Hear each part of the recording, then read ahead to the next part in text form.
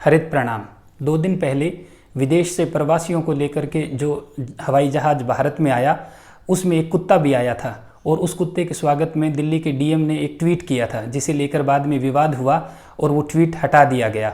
उस ट्वीट के पक्ष में कुछ लोगों ने ये कहा कि कुत्ते के जो मालिक हैं उन्होंने किराया दिया है उसका और वो उसे गोद में बैठा करके लेके आए हैं, जबकि जो उस ट्वीट पे आपत्ति जता रहे थे उनका ये कहना था कि हमारे देश के अंदर लाखों मजदूर सड़कों पे है, उनके मासूम बच्चे हैं, वो कोई तो उन्हें ट्रक पे लाद करके ले जा रहा है तो कोई जो हाथ से खींचने वाली गाड़ी है उसमें सामान की तरह लाद करके ले जा रहा है, या वो बच्चे नंगे पांव जा रहे हैं, तो क्या उनका हक उस कुत्ते से पहले नहीं बनता?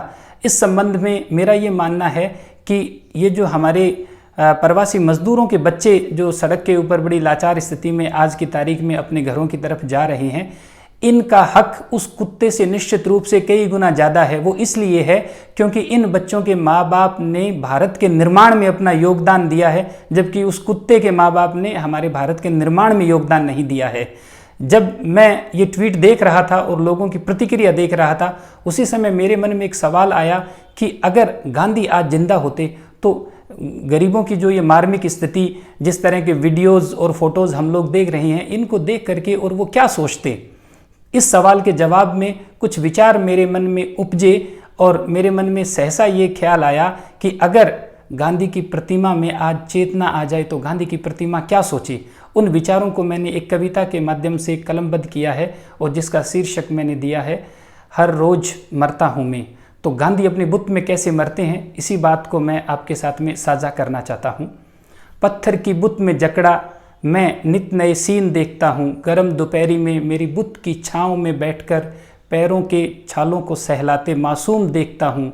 अपने आंचल से उनके आंसू पोंछती भारत माता की बेबस जिंदगी, इनके ऐसे हालात पर मेरी बुत को होती शर्मिंदगी, और थाली पीटने के शोर में इनके चेहरे गमगीन देखता हूँ। पत्थर की बुत में जकड़ा मैं नित नए सीन देखता हूँ, सिर पे थैला गोद में बच्चा लिए पैर घसीटती बेबस अभागी भारत माता, ट्रकों में लदकर या रेल से कटकर अपने ही देश में बेगाना हुआ राष्ट्र निर्माता, और हवाई जहाज से उतरते कुत्ते की ट्विटर पर फोटो हसीन देखता हूँ।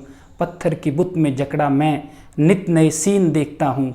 चमक दमक वाली सरकार सब कुछ होते हुए भी सड़कों पर मरने को मजबूर लाखों लाचार, इनकी ही बनाई सड़कों पर सरपट दौड़ती धनवानों की कार, जिनकी पिछली सीट पर पिज़्ज़ा बर्गर खाते इनके कुत्ते, और उनकी जूठन में मासूमों को खोजते नमकीन देखता हूँ।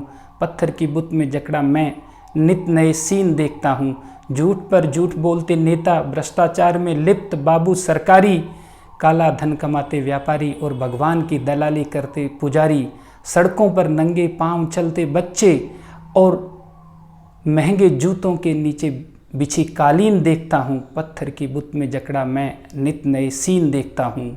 शिक्षा के नाम पे साक्षरों की खड़ी होती फौज, अज्ञानता का प्रसार करता मीडिया हर रोज, दलालों और मिलावटखोरों की मौज, बेहूदगी की भेंट चढ़ती युवा पीढ़ी, और विधायिका में लोकतंत्र की होती तौहीन देखता हूँ। पत्थर की बुत में जकड़ा मैं नित नए सीन देखता हूँ। देश के लिए इतना कुछ करने वाले मेरे जवाहर के प्रति इतनी नासमझी, ऐसी बेअदबी, बदनसीब मजदूरों के लिए अपने ही मुल्क में ऐसी बेदिली, इतनी बेदर्दी। सोशल मीडिया पर झंडा लहराते राष्ट्रवाद के नए शौकीन और अन्नदाता के चेहरे गमगीन दीनहीन देखता हूँ। पत्थर की बुत में जकड़ा मैं नित नए सीन देखता हूँ। आसमान से फूल बरसाते हवाई जहाज और ज़मीन पर मजदूरों के हकों से दूरी बनाकर खड़ा समाज, काल्पनिक भारत माता की जय जयकार और असली भारत माता के मुख मलिन देखता हूँ। पत्थर की बुत में जकड़ा मैं नित नए सीन देखता हूँ। ये सब देखकर मेरा राम रूठ गया और लाठी टूट गई। वसुधैव कुटुंबकम की बात करने वाले देश में इंसानियत की मोटी बात छूट गई। कोरोना में जिहाद ढूंढता मीडिया, भारत के ये नए गिरमिटिया, जिनके छालों से दर्द भरी निकली कराह पर बालकनी से झांकते तमाशबीन देखता हूँ। पत्थर की बुत में जकड़ा मैं नित नए सीन देखता हूँ। ये सब देखकर अपनी बुत में कैद आहें भरता हूँ मैं। तुम जिंदा होकर भी कैसे जिंदा हो, बुत होकर भी हर रोज़ मरता हूँ मैं। बुत होकर भी हर रोज़ मरता हूँ मैं। बुत होकर भी हर रोज़ मरता हूँ मैं। नमस्कार।